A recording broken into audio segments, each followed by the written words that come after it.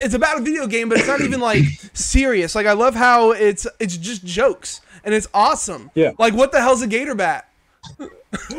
Okay, so this is the one song that I had solely written. That was actually the song that I wrote lyrics for. The only one in our discography that I've written an entire song for. I guess I should say it's amazing. That's so good. I was definitely incredibly high that day when I was coming up with those lyrics.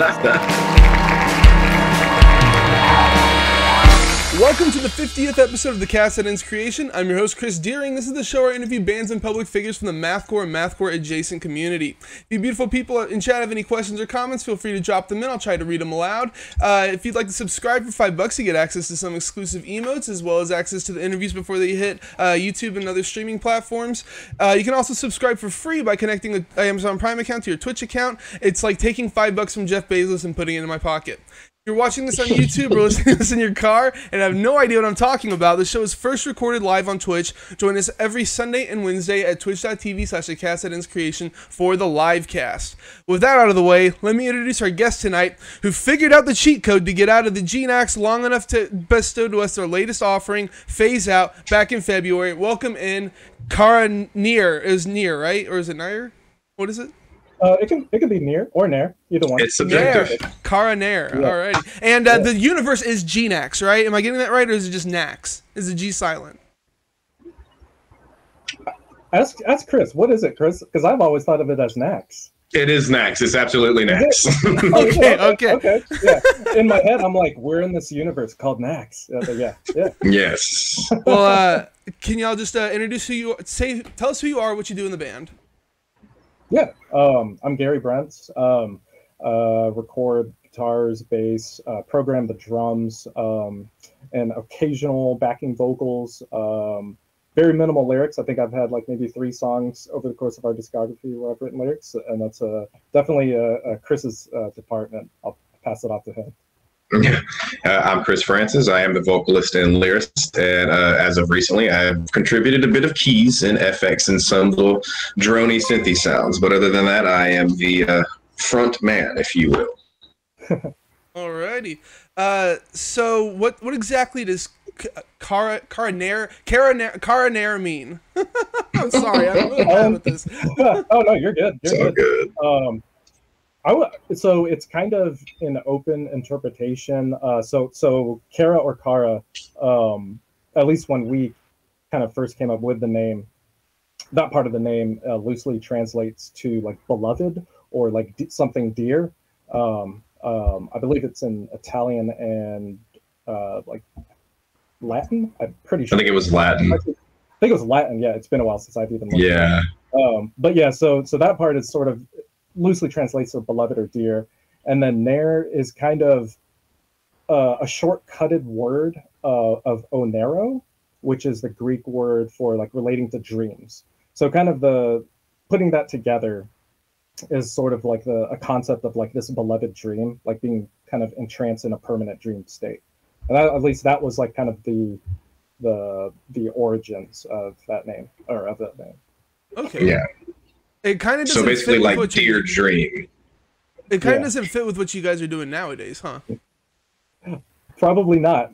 Maybe Yeah, a little bit. say. We are sort of suspended in this video game, which could perhaps be like a dreamlike state. But yeah, I would say it definitely fits more of our past discography, where it was more kind of a bleak sound, darker sounds, and of course the new album Phase Out kind of flips that on its head. Well, let's talk about your history for a little bit. So you guys, Rate Your Music says you guys came together in 2008. Take us back to that time. How'd this all start? Yeah. So at that time, so Chris and I, we've been friends. Gosh, what was it? 2005, I think, late 2005. Honestly, I think it was honestly 2004. It was shortly after I had moved to Arlington. Yeah, it was right after I moved to Arlington. Okay. Yeah. Okay. So it's been a while. And so at that time, like I was just doing like a solo MySpace cybergrind project, and then I was searching local like musicians or bands who were doing grindcore, or at least tagged as grindcore on MySpace, and I found Chris. He had a project called Synthetic Onslaught, and I don't remember how long it took, but shortly after, that's a sick name, by the way. It would be badass if we used it again. Well, we've used it for a track title, but like we did, yes, we did. Yeah. But I shortly joined him for that. I don't even remember how long it was after we started talking, but we were doing that for a little bit, and then we kind of quickly shifted to another 2-man project called Sugar Highlands, and it was like wildly meant to be like super experimental, like post-metal sludge meets grind and like a little bit of like mathy elements, but more in like the sludge territory, I would say. Yeah. And it was pretty badass. I think we only had like 3 recorded songs like for the MySpace player. And after that, I guess we just really hadn't focused on it that much. And I had a different solo project at the time, and I was kind of winding down with that, creatively speaking. And I was like, man, I need to hit Chris up because I want to do like something totally different, or like mostly different. And, you know, I approached him with the idea of us doing Cara Neir. And our very first release is essentially a split with ourselves called Part 1, Part 2. And the material on Part 2 was actually written before the first side, but we ended up making that the second side of our self-split. But yeah, so that was, wow, that was all in 2008. So the second side was made when y'all were really another band, and then y'all pretty much, yeah. Okay. Yeah. Yeah. Interesting. Kind of had like a Jekyll and Hyde moment within the album, almost. It's a silly way to look at it. And I think like that sort of dynamic kind of has carried out and mutated into what we've become, where we're always kind of Jekyll and hiding it up. Changing it up every release. Well, that's what you got to do, man. Push boundaries and stuff. Keep it interesting for yourself. Otherwise, you're just gonna, not be into it anymore. Yeah. Mm-hmm. So in the beginning, I think it's pretty safe to say you guys were pretty much straight black metal with a little bit of screamo influence. Is that correct? Yeah, definitely. And kind of like black and grind. Mm-hmm. And I had no idea that you guys had released so much stuff. Like Phase Out was my first contact with you guys, and it's crazy how much stuff you've done. So you ended up putting out 2 full lengths and 3 EPs before what's probably your breakout moment with Portals to a Better Dead World back in 2013. You even got Anthony Fantano to review it. How the heck did y'all do that? Oh my God, that's crazy. We got to give credit to our old label rep Peter for that one, honestly. Yeah. So y'all don't know him then? Yeah, we do not know Anthony. No. I mean, that would be crazy if we did. But yeah, Peter basically kind of just randomly sent him a copy of the Portals record, and not even in hopes for him. Well, maybe it was in hopes for him to review it. I guess that's the intent. But that's what he did. He didn't think it was going to happen. And all of a sudden, like I think he was the one who messaged us, Peter, and he was like, look what happened. And he he just linked it to us, and we're like, holy shit, like Anthony. Yeah. Pretty crazy. Was he as big a deal back then as he is now? I think he was. I mean, I think that was honestly when he got into, or rather he became overblown because of his Death Grips reviews that he was doing, and I know people really flocked to him because of that. Yeah. Because if you go and you watch that review he did for Portals and you read through the comments, a lot of people, they put requests for the next reviews. It's all just Jenny Death, do the new Death Grips. So. Yep. Dude, that is crazy though, man. Oh my God. Yeah. How do you look back on your older material? Are y'all like you still think that it's great, or are you one of those musicians that thinks that your latest thing is really like your first release? You know what I mean? Ooh. Oh man. I'll let you answer that first, Chris. Okay. Well, for me, it's actually very fucking painful and bittersweet because when I look back at some of our earlier releases, me personally, when I look at my lyrics, I feel like I've strayed away from a lot of what I used to do that was great, and it pisses me off. So I hold myself on a pedestal sometimes when I look at our older releases, especially like Stagnant Perceptions and Portals to a Better Dead World.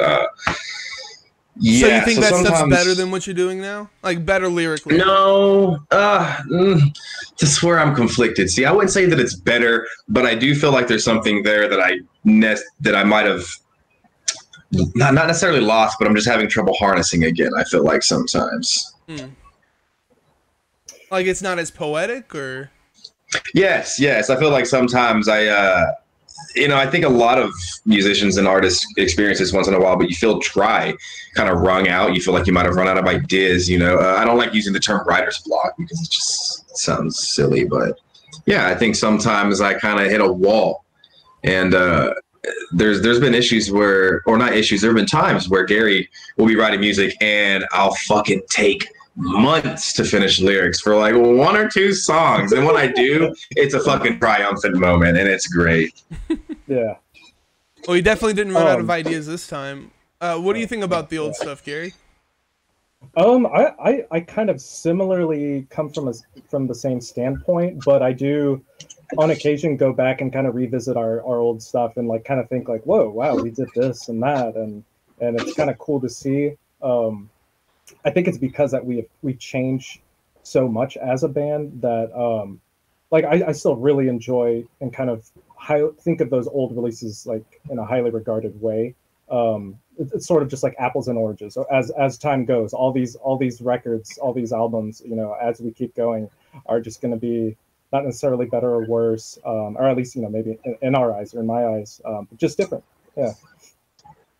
So after that, you ended up doing 2 more full lengths and 3 EPs. Oh my god, guys, there's so much stuff. And then in 2019, you dropped Part 3, Part 4, and this is where you kind of took the left turn and started hinting at your current sound with synths, a lot of clean parts. You even got like bits of the beats going on that you would go on to perfect in the next one.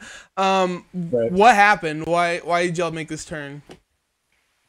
I would say it was let's see, I got to think back when I was writing the material for that album. I was in between jobs at that time, and I remember, so I wrote probably 95% of that album in a span of 2 weeks, in the 2 weeks that I was in between jobs. Damn. And I think it was just time that got to me, and just experimenting with different stuff, and I was like, wow, we've never really done this, but this is kind of cool. Let me send it to Chris and see what he thinks, and basically get his seal of approval for us to kind of shift gears once again. And yeah, I think we just kind of picked that momentum up and obviously cranked it up for Phase Out. Yeah. What was the reaction from your fan base? I think it was maybe a little mixed. I would say mixed. Yeah. Yeah, our fan base is probably always going to be surprised at what we do. Well, maybe. I mean, at least if I were a fan of us, looking on the outside, I guess I would be surprised maybe at every, I was surprised that y'all did your early stuff. Like when I was looking back, I was like, whoa, these are the same guys? What the heck? Right. Yeah. Yeah. It's almost, pretty much like a different band. Just one could think of it like totally different chapters in our musical lives. So after that, we come to your current release, Phase Out, which has you guys leaning super hard in this direction. Heavy use of synths and lo-fi beats. I'm not even sure I would call you guys black metal at this point. Right. All this coupled with amazing lyrics, and this is currently in my top 10 for the year at least. Wow. if not even higher. Awesome. I have no idea what influences you could possibly have for this project. If you just want to tell us some of the stuff that influences you, that'd be great. Yeah. I would say musically and thematically, I'll kind of go down a little mental list. So obviously early Genghis Tron, and I would definitely say that's an influence for Chris as well. Yes, Genghis Tron is a huge Cloak of Love era Genghis Tron specifically. Yeah, just their spontaneity, and that's kind of like we definitely relate to that spontaneity, of course. So definitely early Genghis Tron. My favorite band, Ulver, I would say is a big influence. Maybe not necessarily musically now on Phase Out. But in spirit, in the fact that they've always been early on, they were black metal, straight up raw black metal, and then they shifted totally no metal at all, just a pure electronic and sometimes ambient project. And I think that sort of had a long-lasting impression on me from a teenager getting into them, and that's sort of been in the back of my mind as an influence.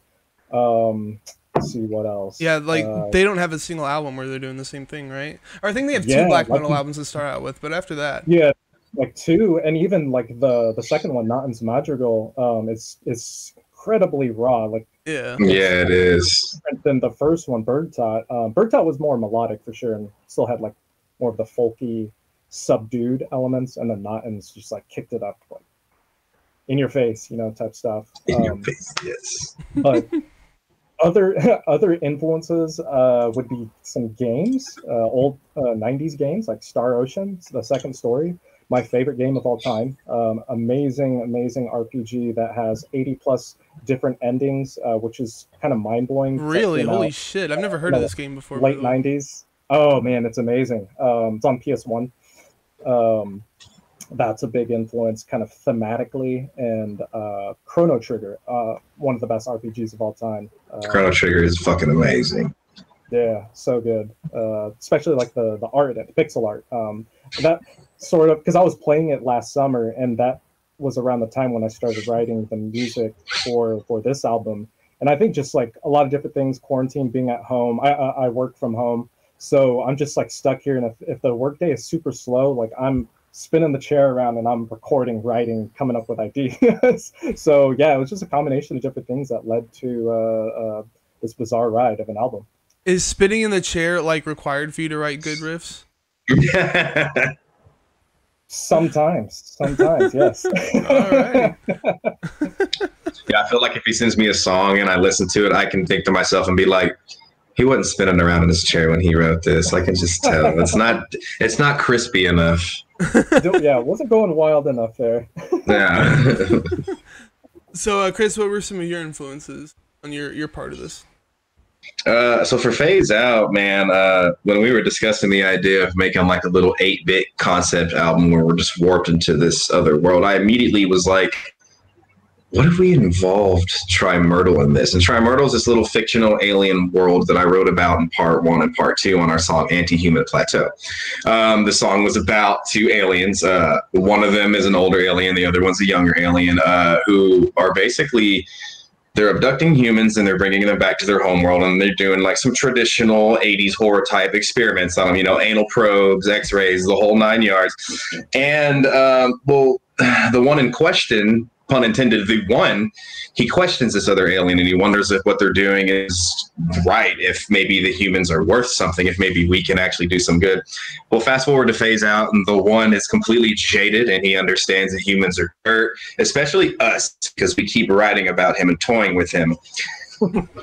Now, as for my influences, I played a lot of games last year. I got back into PC gaming really hard.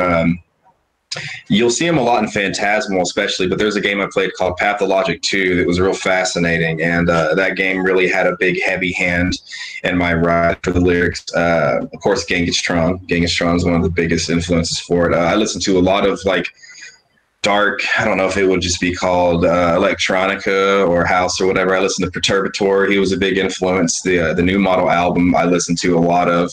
Square Pusher. A lot of beat bop boopy type music, But yeah, I just, with all of my lyrics, I like to write a lot about sci-fi concepts.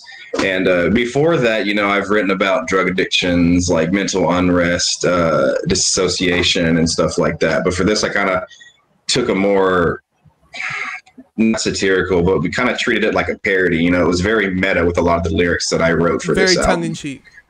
Yes, absolutely. I mean, you even mentioned your hotkeys, getting your hotkeys ready to fight the boss. Yes, yes, man. We just had fun with it. Yeah. Let's talk a little bit more about your lyrics. So they're a huge part of why I enjoy the album. Like, I love it when people can like sticking jokes and stuff into their music. Mostly you hear about, like what you're saying before, a lot of people write about, you know, being depressed or overcoming some kind of emotional hurdle or something like that. But you guys literally wrote a story about being transported into a video game and fighting through it to get out. So why did y'all decide to write about this? Well, you know, we wanted to do something zany. Like I had previously stated, I believe, I started messing with keyboards last year. I got a nice little keyboard with the 16-bit drum pad on it. Gary kind of taught me the ropes on how to work Reaper. I started doing a bit of I wouldn't say mixing, but I've been rendering my own vocals and sending them to him lately. So now our writing process has become ultra fucking fluid and massive. We don't have to meet up to record. When I started writing and doing the lyrics for Phase Out and we started shooting files back and forth, we had it wrapped up within like a month. It was insane. Yeah. I think this is the quickest we completed a full length, honestly. Yeah. And so I started talking to Gary about it. I was like, well, what if we brought the one into this and we made it like we expanded on the lore that we did there, because I have expanded on our lore before multiple times. In Portals, I did it with Chapter 1 and then Chapter 2, and I believe it was the Chasm Bound split, was it we did? Yeah. Yep. Mm-hmm. Yep. I expanded on Chapter 2 on that one. And I really like making stories within the music we make. It keeps it fresh. It keeps me from getting bored. Gary always has like just such a fucking sandbox of music whenever he writes these songs, and it provokes very, very vivid imagery and ideas. So I think that going with this 8-bit video game dimension was perfect. We had been obsessed with gaming. We've been making a lot of experimental music and shooting it back and forth, and it felt right. And I think, judging by the reception we got and how well it's doing, it was a fucking really good idea. And I think Phantasmal is going to do just as good. I think Phantasmal is going to be fucking great. People are going to really like that. It's very similar, but it's also very different. Yeah. Gary, were you on board with the concept from the beginning, or did it take some convincing? Because this is a very weird concept in this style of music. Oh yeah, no, it was kind of an instant like mutual decision where we're just like both extremely high on this idea, and we're just like kind of, I mean, we're chatting, you know, we chat on Discord every day pretty much, and yeah, back then we're just like shooting ideas back and forth like instantly, whatever we're coming up with to I guess like grow this, you know, concept. And yeah, I mean, it was just kind of an instant mutual thing. We're like, let's do it. So walk us through the story very briefly. I guess Chris, do you want to take that, because kind of a lyrical based thing. Okay, so basically the one, whenever he comes back to Earth, because he's hell-bent on destroying the human race, he finds us, and what he wants to do is put us through a gauntlet of basically levels in the video game, is the way that I broke down the song structure. So every song is a different level in the video game, and you can read the progressions through it. And what I wanted to do was introduce these mini bosses and these sub levels and all these layers that you would find in a video game into the lyrics and into the music. So once the one kidnaps us or warps us or throws us into this wormhole, we end up in Trimyrtle. And what we do is, once we end up in Trimyrtle, we find out that there's a wider scope of everything and that we're in the universe of Nex. And that's where we started getting these ideas for, well, what we can do is we can incorporate, like, there's this ice creature that we meet, or rather this fire element that we meet in the ice world. And we kind of incorporated a lot of video game tropes into it to make it seem, I don't want to use the word realistic because it's not a video game, but, you know, about as rooted in reality as it can be. Yeah. I love the ice world, because yeah, every video game has an ice world, or at least dreaded ice level. Yep. So just to give people an idea of the kind of lyrics that we're talking about, I'm going to read off Shady Blades. Narrowly escaping total damnation. Hey, that's what it takes to beat this game. Look, there's a fork in the road. I don't know where we should go. Look, there's a castle or two. Oh, and there's a fucking moat. Watch out for the gator bats. Don't open the treasure chest. We'll tread lightly. No opening of chests. Look over there. I see a couple of swords. Two swords, two swords. It's a trick, we know. Two swords is a trick. Let's go. Whew, glad we didn't fall for that one. I mean, two shining swords, like with our names on them. Too good to be true. Oh, but we did pick up those pouches. Carrying our our pouches of dust that keeps us alive. Running circles, we can't remember how to die. Watch out for the lightning axe falling from the sky. Two swords is a trick we know. Two swords is a trick. Let's go. So, very like it's about a video game, but it's not even like serious. Like I love how it's just jokes and it's awesome. Yeah. Like what the hell's a gator bat? Okay, so this is the one song that I had solely written. That was actually the song that I wrote lyrics for. The only one in our discography that I've written an entire song for. I guess I should say it's amazing. That's so good. I was definitely incredibly high that day when I was coming up with those lyrics. It was a work day. I hope my supervisor's not watching. I highly doubt this. But it was a slow day. It was hot, and I had kept playing because I had the song done instrumentally. Usually I have all of the songs done instrumentally or like most of the way, and I kept listening to that song and like trying to hum like a melody. And I was like, man, I think this should have clean vocals. It's such a like, I don't know, like kind of a garage rockin' song. Yeah. You know, amongst other things. And I just kept like humming a melody, like not even like coming up with lyrics. And I was like, okay, I'm coming up with like something there. And then I was just started to just write down words, coming up with ideas like, okay, I think in this stage of the album, like I already knew it was going to be an early track. So like we didn't have the track listing yet, but I was like, okay, I think this should be kind of early on. So it should kind of describe our struggles like early on. We're not fully, I should say, like adept with like magic and you know, skills in this video game realm yet. So we're kind of struggling, narrowly escaping total damnation.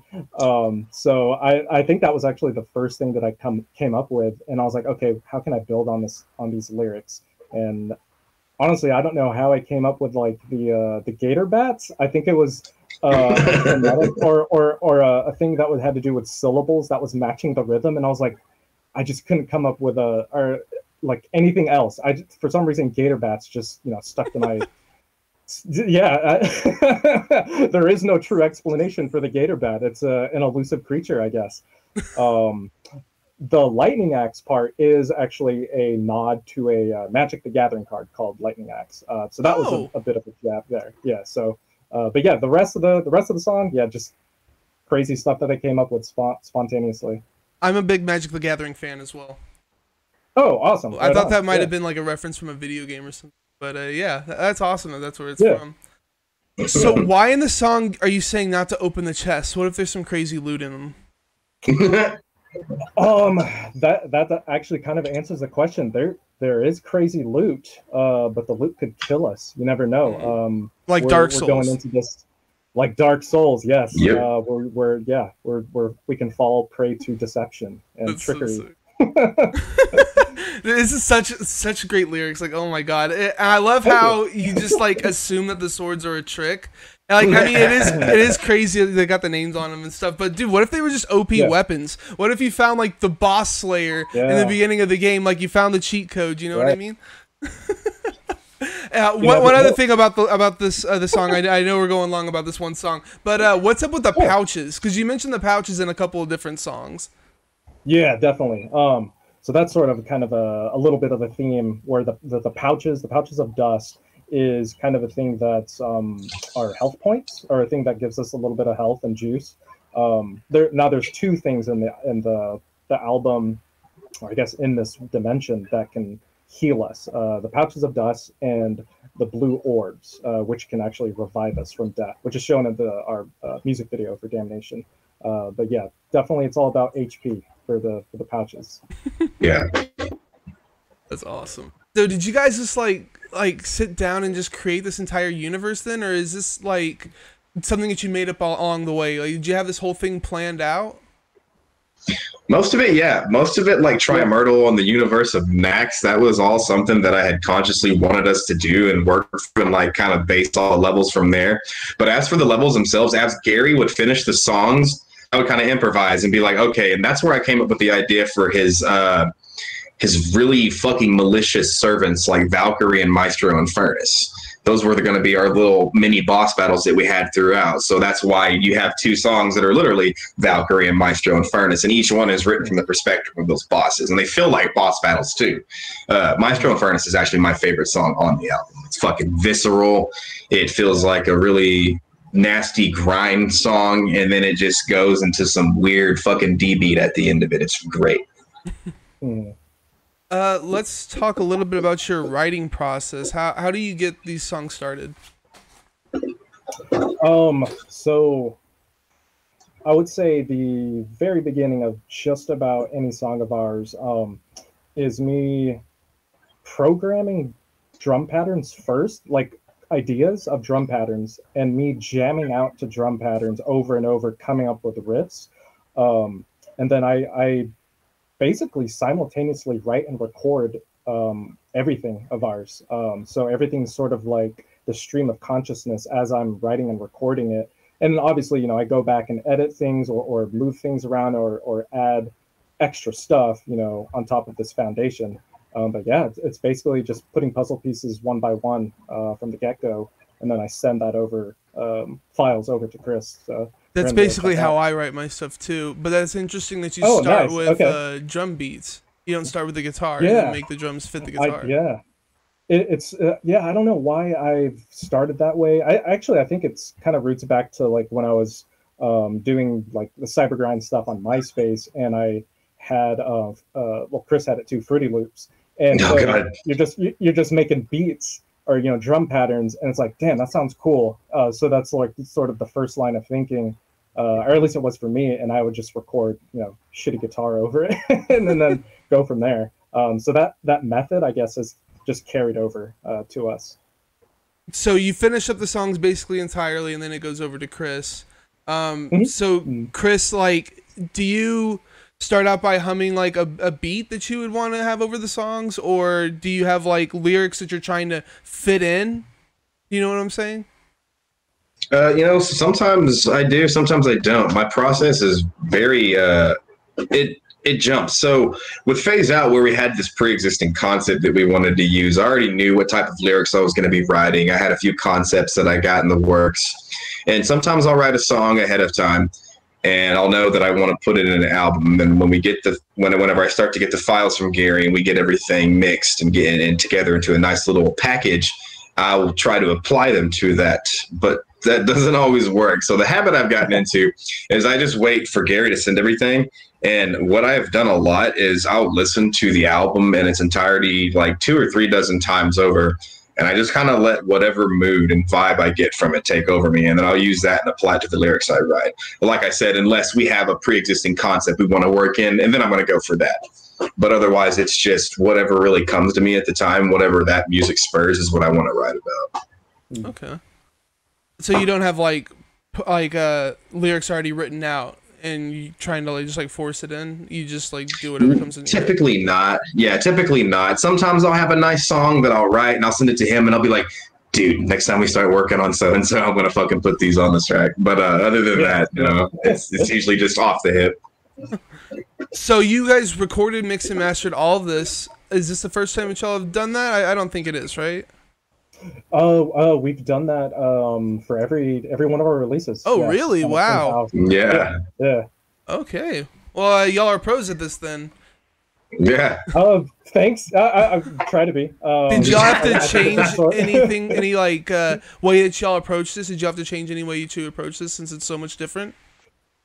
A little bit production wise for me as I was putting these tracks together. And getting into the mixing mode rather than the writing mode. I knew initially that I wanted this to sound very, kind of lo-fi and gritty, bit reduced, very distorted, yeah. From the get-go, yeah.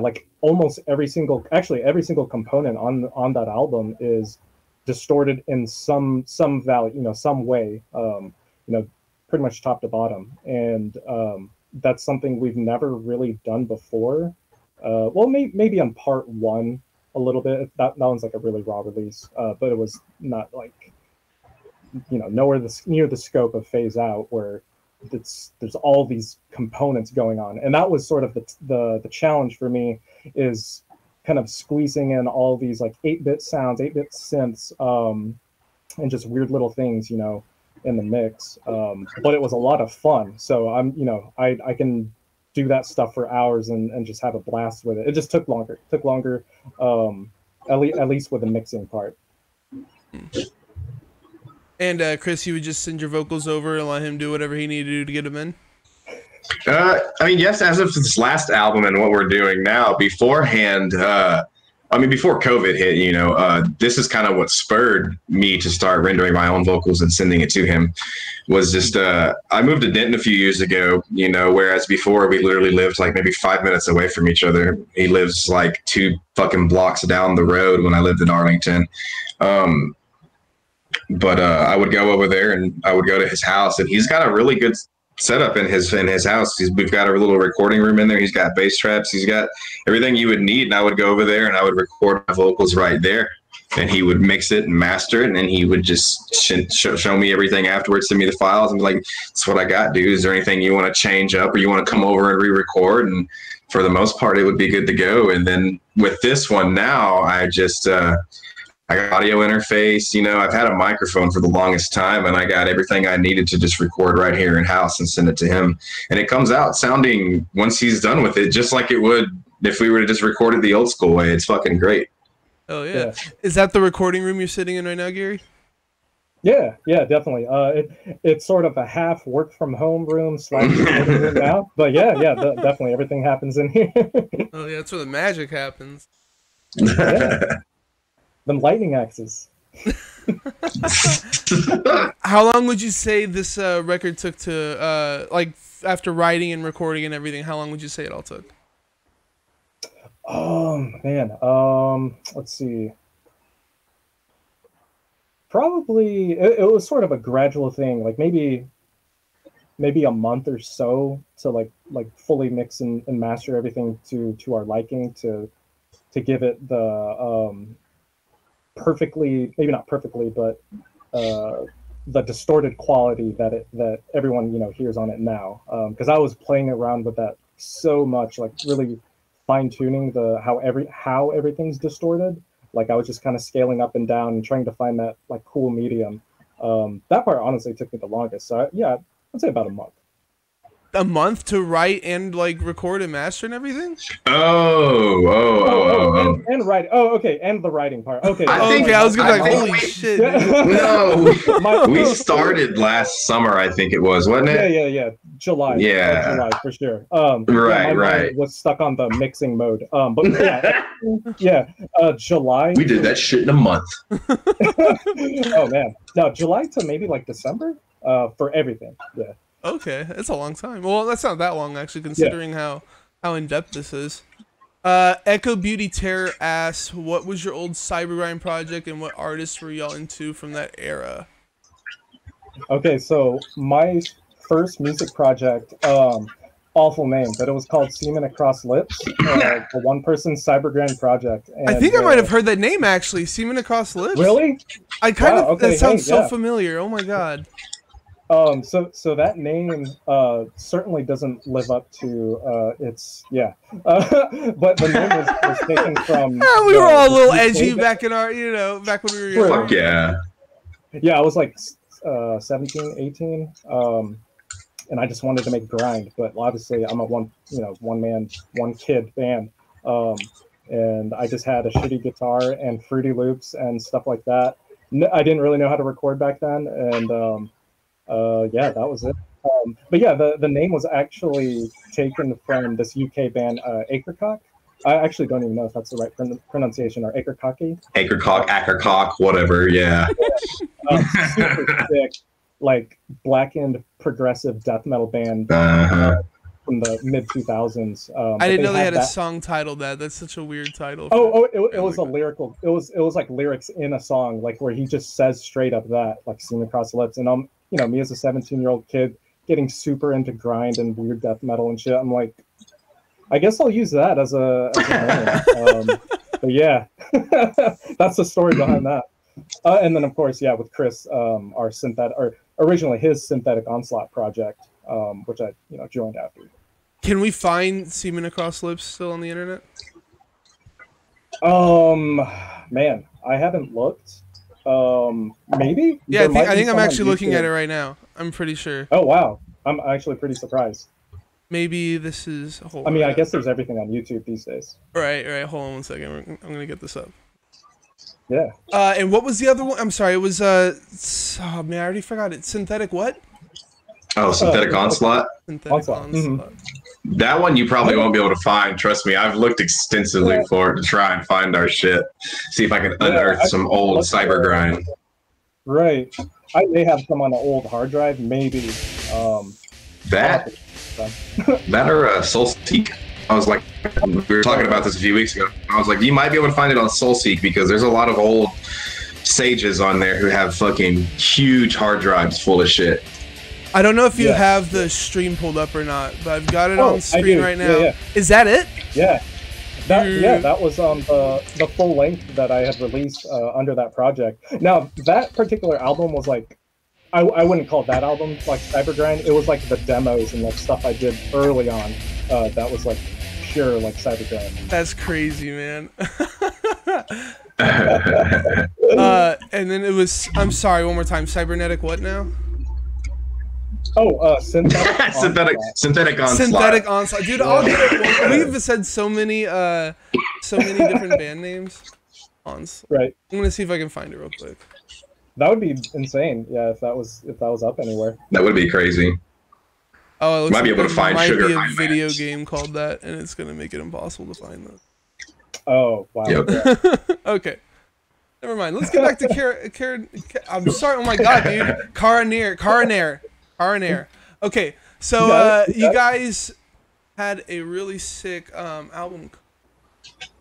Who designed that? I'm gonna bring it up. He goes by the name Hirokaze, I believe. Gerardo Quiroz. And I found him on Instagram just because like last year, I was just like, I mean, I kind of still am. I just constantly look for like pixel art. Like just to like post, like repost or whatever, and just like share them. And I came across him, and I was like, wow, this guy's art is like insanely good. And I just sent him an email asking if he'd be interested and available to be commissioned to do an album cover. And immediately he was like, yeah. And he asked me what the concept was of the album, and then of course like the concept and details for the cover itself. And I kind of just described us two, in this like kind of wasteland area, like a RPG kind of land or world, and with like castles in the background and stuff like that. The perspective or the vibe is that we've just been freshly warped into this video game dimension. And yeah, he knocked it out in like 2 weeks. We had the cover done like 2 weeks. Damn, that's fast. 2 weeks into our conception of this album. And so we just like sat on the cover for a while until we could hype it up and like share like, oh, this is going to be the cover for the album. That's sick. Are these supposed to be you guys too? Like, did they model these after you guys? Yeah. Because I've seen a couple other images with like the wizard and the warrior. So those are really supposed to be you two then. Okay, that's awesome, man. Yeah, definitely. Thank you. Yeah. Are these places mentioned in the album? I don't think they actually mention like areas, right? Or am I wrong? I do mention a few areas. So Hypodulum is our ice level. That's set in the universe of Nax. It's a border world like Trimyrtle. I believe I made a planet name for it. You had a bunch of different planet names on that game that y'all made, which we're definitely getting to. Yeah. That's going to be fun to explain. Yeah. So I assume the ice world is supposed to be this one on the left then. Yeah, definitely. Yeah. Yeah. And like the middle ones were the big bosses and stuff. Yeah, kind of that big boss castle. That's sick. That is so cool. And there's the moat. The moat is there too from Shady Blade. Yes. Yeah. There's the fucking moat. There's the fucking moat. That's awesome. You guys actually had a music video made in the form of a to look like a video game. Yeah. Get that pulled up real quick. So who did the art for this? This guy that I found on Fiverr.com, Oltianu Razvan. I might be mispronouncing that. Yes, this is difficult to pronounce. And that's his like just sole proprietor animation gig that he's got going on, and he's from Romania. Really great artist. Like super well to work with. Great with communicating back and forth. Like if there's any changes, which honestly, every time he'd show me progress, I was like floored every single time, and I'd send like a GIF of that progress to Chris, and we're both like getting like super stoked on how this video is turning out to be. But yeah, I'll plug his Instagram. It's instagram.com/master.dimester, Dinester. So if anyone wants to like, check out his other previous works, or perhaps commission him to do something for your band or whatnot. He's a great artist. Does he just do pixel art? I believe so. I'm actually not sure. From what I saw, it looked mostly pixelated. Yeah. It's sick as hell. So you guys made a video game, and honestly, I didn't play it until I saw like your preview for this music video. So I thought this was the video game, and then I go and play your video game. And it's not quite the same. Did y'all program that yourself though? No. Oh man. So we had that done also through Fiverr last year, or we got it kind of. The idea for it pitched to a independent game developer late last year. God damn, dude, Fiverr's got everything, man. It does. Yeah. So originally we had this huge fucking awesome like document that me and Chris were concocting together, the huge scope for a game. Now we knew that like it wasn't going to be some big game, but we had in our original document it was going to be way more fleshed out than what the game turned out to be. Yeah. Oh god, dude. Yeah. I mean, I think it was just like budget and time constraints. The game developer was working on a few other games at the same time, so I could understand why they couldn't put their heart and time into everything that we wanted our game to be, which is understandable. And it's our first game ever, which is weird to say for a band. No shit. But I guess like at the end, it was fun because we knew that we wanted to make the music for each level. Like we split up the music writing duties for the game. Yeah. Chris did like the first half of the planets, the levels, and I did the second half and the opening credit. Chris did the closing credit, like drone piece. So that was like honestly the most fun part about the game. Yeah. The game itself, the actual play style is certainly that of like a demo. So I guess one could approach it as it's sort of just a visual addition to the Phase Out album, not necessarily a full blown game, which maybe we'll get done someday. I was gonna say, is that coming with Phantasmal? What's going on? Maybe. Yeah, we'll see. It could. Pretty cool. Yeah. You also got a bunch of other artists to do like little, I would call them GIFs, short little animations and such. We got one up here now. I assume this is the Ice Planet. Yeah, definitely. Yeah, definitely for that track. And that's it. Found that artist also on Fiverr. Dude, Fiverr is just amazing. Jesus Christ. Well, anything, but especially pixel artists doing animation or just still images. But yeah, definitely the ice level there. Really cool artist too. That's awesome. So you guys are the only band I've ever known in the heavy genre to do a vinyl campaign through Bandcamp and have it be successful. 123% funded, 4,438 pledged out of 3,586. So how was the whole process? Was it worth it? Would you do it again?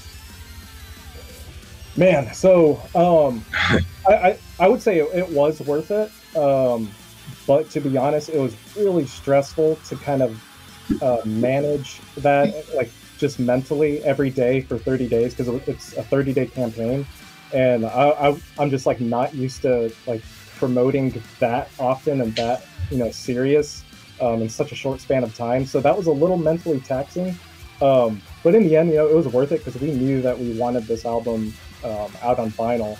And I guess to kind of backtrack, we had received an email from Bandcamp, and at least from what I've read from like other artists on like Twitter and stuff, they sent like this email to a bunch of artists, and I don't know what the criteria was for receiving those emails. Like my solo project, I didn't get an email for it, so it might have been just. I think bands you have to like sell a certain amount, and they think that you're big enough to take it on.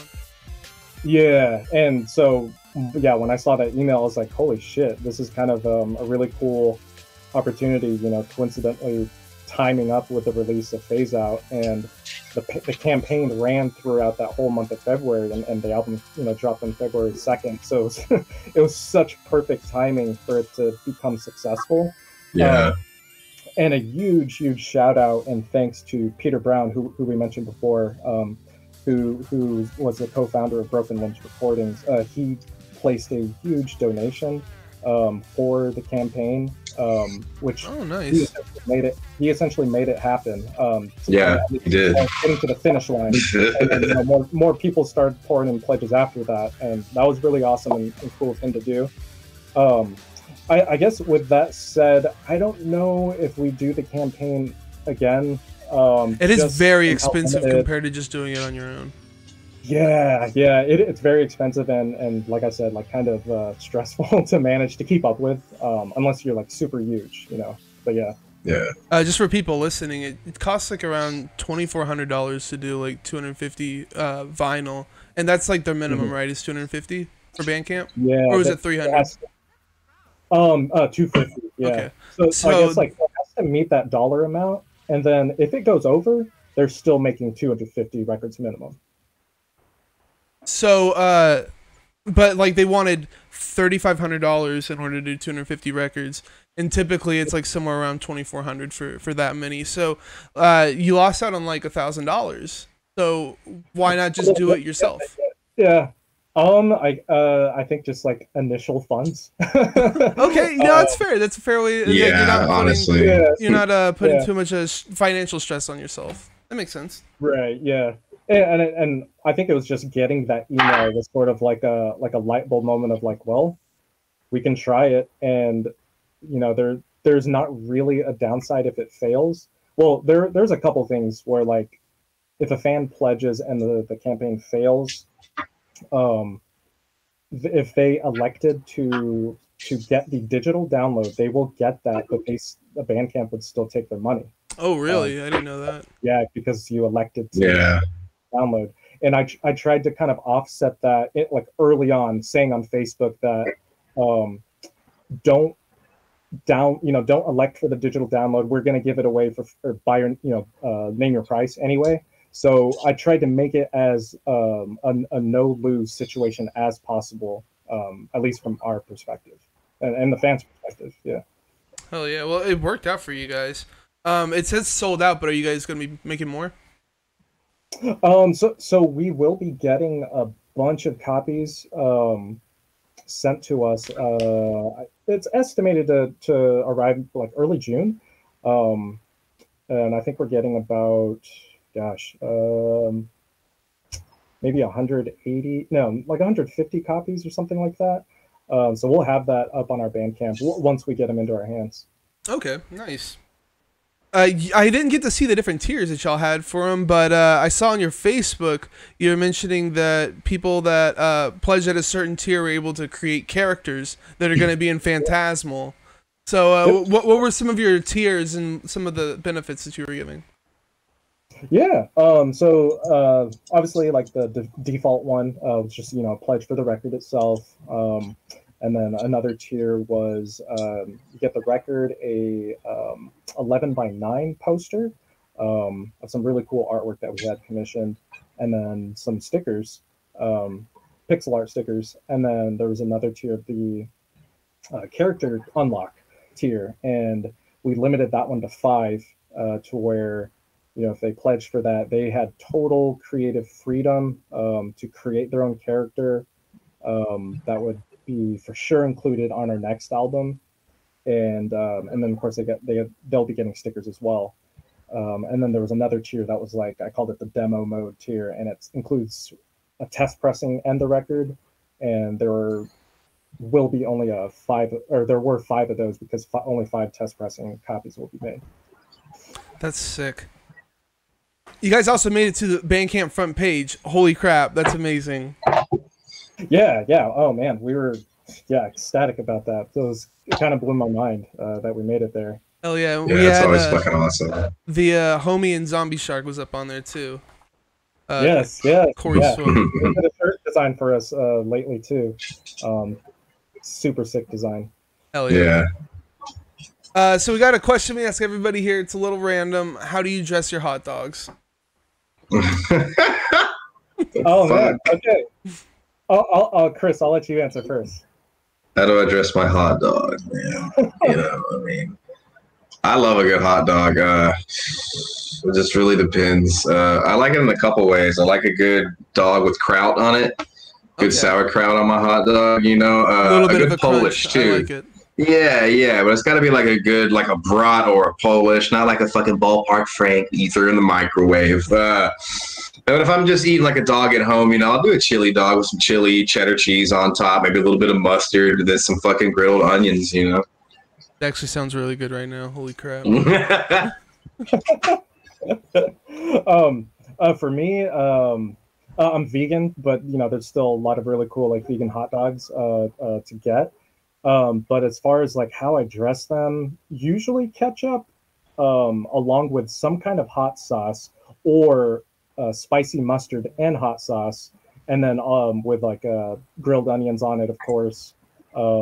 Usually that's about it. And I do have the hot sauce with me that I've been loving on lately. Bam! That's Dab Triple X. Ooh. Insanely cool hot sauce. It sounds hot as hell. It's pretty hot. Yeah, I think I've gotten a little more used to it the past few weeks, just from putting it on like almost everything. But yeah, hot sauce for sure has to go on the hot dogs. Okay. Do you eat a lot of that vegan meat, or are you like just trying to stick to the vegetables and not deal with that kind of stuff? It kind of ranges.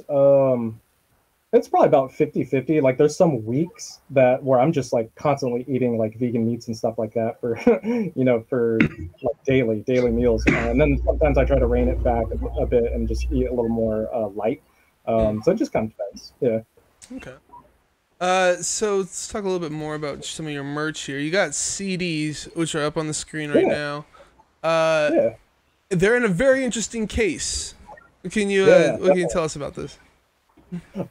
So it's this like kind of a video game style case. It's like a 12 millimeter like poly carbonate case, and I found it sort of by accident on eBay. Although I was intentionally looking for something that was not jewel case, something that really hasn't been done before. I guess. I mean, I'm sure there have been artists who've had similar cases, but something that's not widely known. So I found those on eBay. I got like 100 of them, and then just they're like clear, frosty, transparent cases. It has a nice. I got one. Oh, you got a real one already. Yeah. Yeah. Satisfying. Let me get this off the screen. 1 second. Okay, there we go. Oh yeah. It has kind of the satisfying clasp of just like 90s video game cases, like. Oh snap! Those things. Yeah. I would always break those off when I would just try to open it up like an animal. I mean, they are a little delicate, so I mean, but I guess one could see it as a collector item. We did our first run that was limited to 50, and then the second run also limited to 50, and we do have a good amount of these left. The nice touch I like is the back of them. I'm going to show this back. Oh yeah. It's so sick. A little too small to read on screen, but you can go to their Bandcamp and check it out. It's basically getting you hyped up for the game. You experience the universe of Nax and 16-bit audio CD. Emotions and powers stir wildly. I like it. Try to make it as video gamey, RPG, tongue-in-cheek as possible, for sure. It's so good. You guys also got some shirts.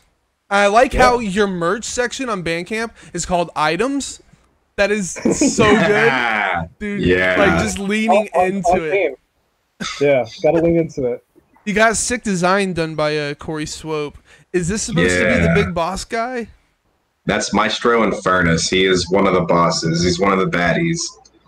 Oh, he's one of the mini bosses leading up to it. Yeah. Okay. Yeah. Corey did an insane job on that. Like, oh man, I sent him an idea for what we wanted. Like, I knew that we wanted a shirt depicting Maestro Infernus, and I was like, man, I think his art fits this character like perfectly. And I kind of just sent him our idea and like references of like some like pixel art that we've done of this character before in the past few months, and he like just knocked it out of the park. Like, so pleased with this design. Dude, it's so nice. Do you have any of these made already, or are they like in pre-order? No, they're made. They're ready. Oh, do you have some? Yeah, they're ready. They're ready. Yeah, they're ready now. Yeah. You have them like with you? Can you show us? Yeah, I got some. With me. Chris does. Yeah. I definitely do. So speaking of Corey Swoop, this is his right here on the orange gold background. Mm-hmm.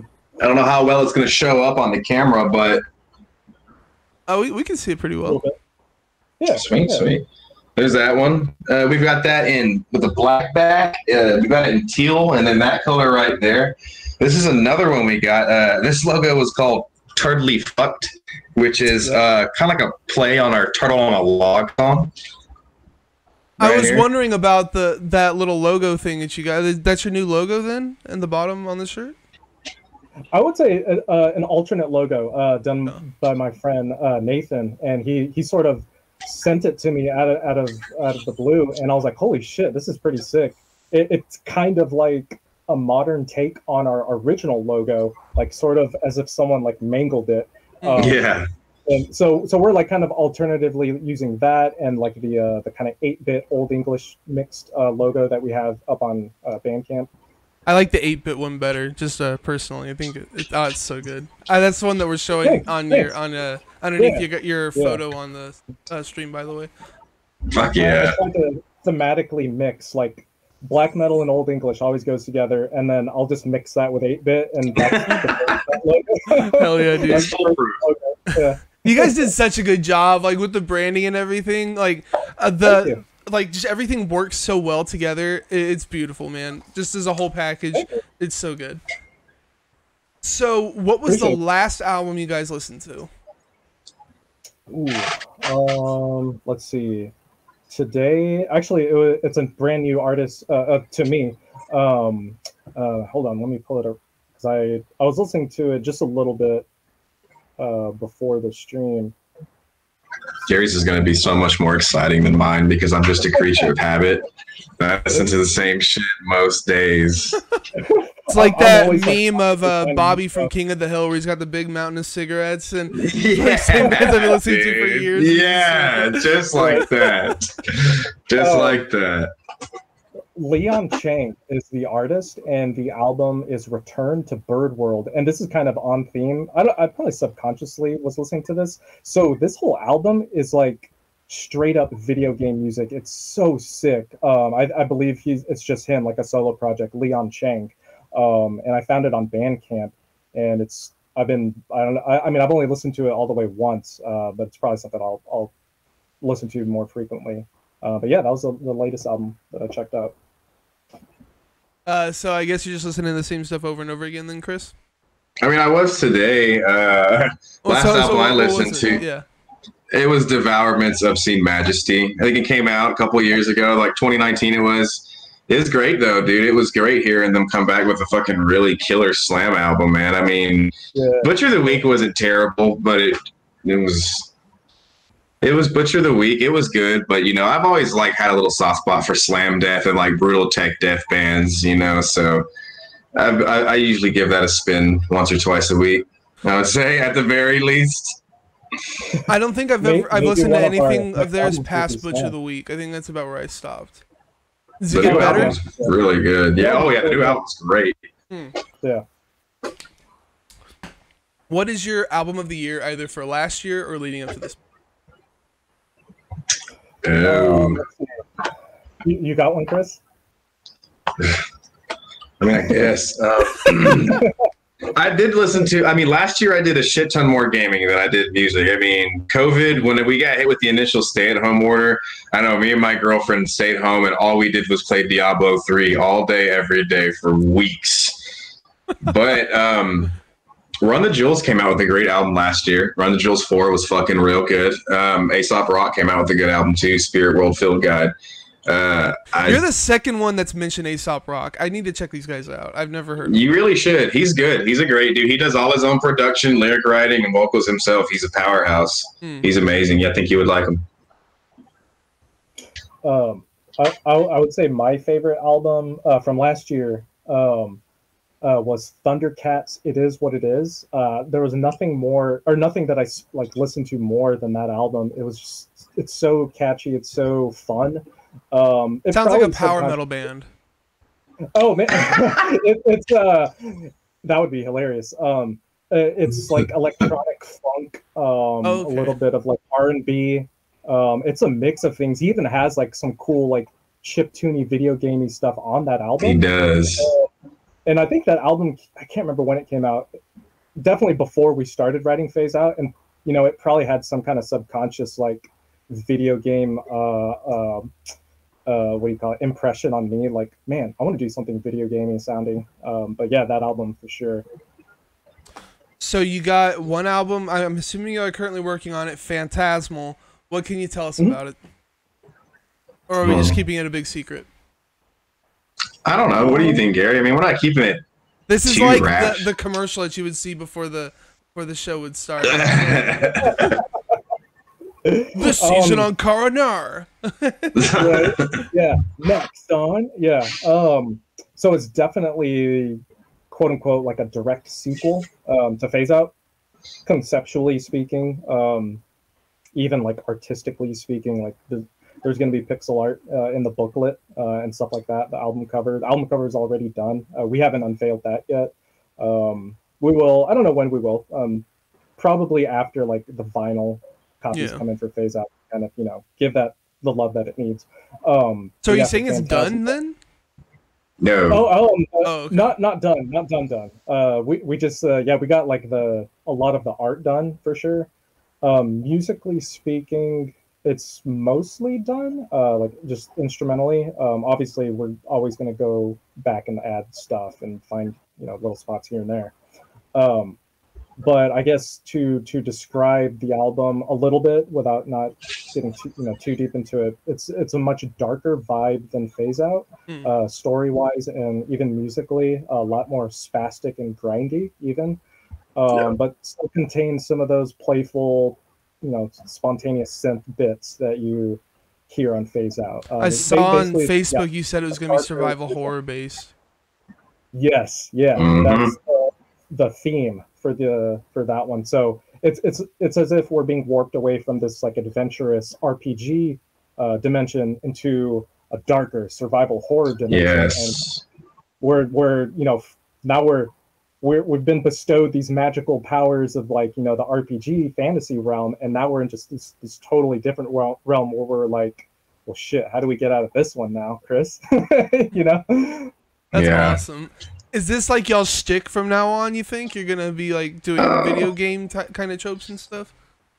I really don't know. We haven't like fully discussed it. Because it should be. I'm not saying that this is bad. This is great. Y'all should keep doing this. It's hard to say forever, like, or, you know, for the rest of our existence that we would, but I honestly would be cool with it if we did, because it opens up this whole other medium of tapping into like conceptually and like with merch and stickers and shirts and stuff, where we can connect everything together with, like, you know, whether it is a video game theme that's on running or not. Also, it seems like it'd be hard to run out of ideas, because each like kind of interpretation of something, like going from RPG to horror, for instance, like those are going to sound completely different, like interpretations of your sound, you know what I mean? So it seems like there's a lot of different inspiration that y'all could end up having along the way, which is awesome. Yeah, definitely. Thank you. Yeah. That's about all I had. Did you have anything that y'all wanted to mention? Gosh. honestly, just thank you for having us, and thank you to our fans who've been there for years, old fans and new fans alike. And yeah, especially, new ones who caught on with Phase Out. And also big shout out to the Facebook group and Discord, Big Money Cyber Grind. Freshly joined that group a couple weeks ago, and the Facebook group. Yeah, that's about it for me, I guess. Alrighty. Definitely a big shout out to Peter too. Definitely a big shout out to Peter. Yeah. And Peter's like your old record label's head? Yeah. Okay. Yeah, he was the co-founder of our old label. But yeah, I'm still a great friend.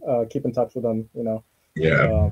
And also, of course, big shout out to Dave. I was just about to mention that. Yeah. Yeah, Sakima Beach, of course. He's been behind our backs, since part 3, part 4, and we have a really cool thing going on, and he's going to be there for us for Phantasmal, so we're excited about that. Hell yeah. Oh yeah. Well, I'm going to move on to the outro. Don't hang up at the end of this, by the way. I've had people hang up. I forgot to mention it. Anyway, okay. Here we go. So, if you're looking for something to listen to while playing Conan the Barbarian, then Cara Neir has you covered with Phase Out, their newest full-length, which was released back in February. You guys are on Facebook, Twitter, YouTube, Bandcamp, all streaming platforms. Are there any other social plugs I'm missing?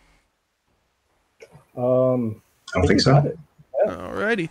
As for me, drop my channel a follow so you always know when I go live. You can also sub to get access to some exclusive emotes and get them before they get the interviews before they hit streaming services in YouTube.